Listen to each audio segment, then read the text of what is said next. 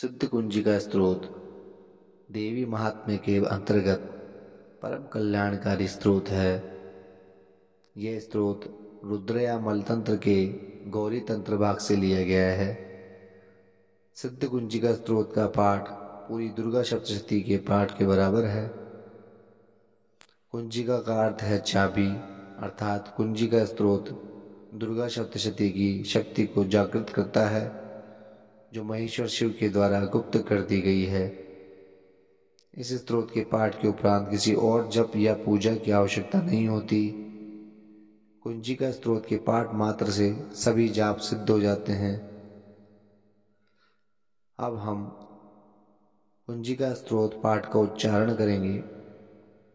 शिव उवाच शृणु देवी प्रवक्ष्यामि कुंजिका स्तोत्रमुत्तमम् येन मंत्र प्रभावेण चंडी जापः शुभो भवेत्। न कवचं नार्गला स्तोत्रम् कीलिकं न रहस्यकम् न सूक्तं नापि ध्यानं च न न्यासो न च वार्चनम्। कुंजिका पाठ मात्रेण दुर्गा पाठ फलं लभे। अतिगुह्यतरं देवी देवानामपि दुर्लभम्। गोपनीयं प्रयत्नेन स्वयोनिरिव पार्वते। मारणं मोहनं वश्यं स्तम्भोच्चाटनादिकम्। पाठमात्रेण संसिद्ध्येत् कुंजिका स्तोत्रमुत्तमम्। ॐ ऐं ह्रीं क्लीं चामुण्डाय विच्चे। ॐ ग्लौं हूं क्लीं जूं सः ज्वालय ज्वालय ज्वल ज्वल प्रज्वल प्रज्वल। ऐं ह्रीं क्लीं चामुण्डाय विच्चे।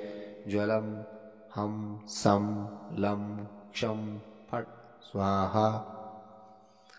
नमस्ते रुद्ररूपिण्ये नमस्ते मधुमर्दनि।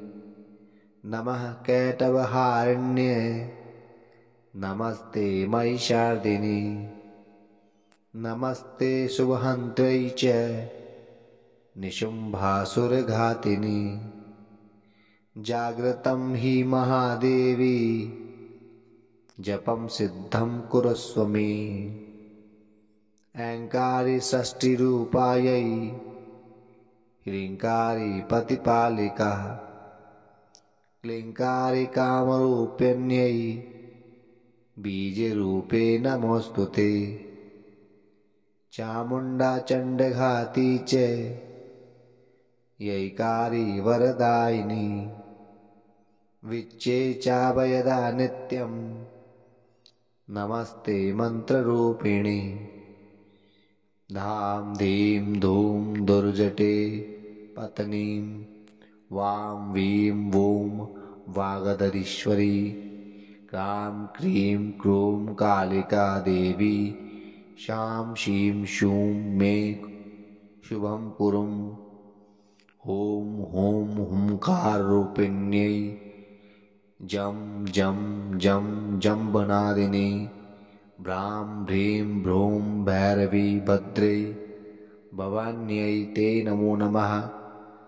अं कं चं टं तं पं यं शं वीं दूं ऐं वीं हं क्षं दिजाग्रं दिजाग्रं त्रोटय त्रोटय दीप्तं कुरु कुरु स्वाहा।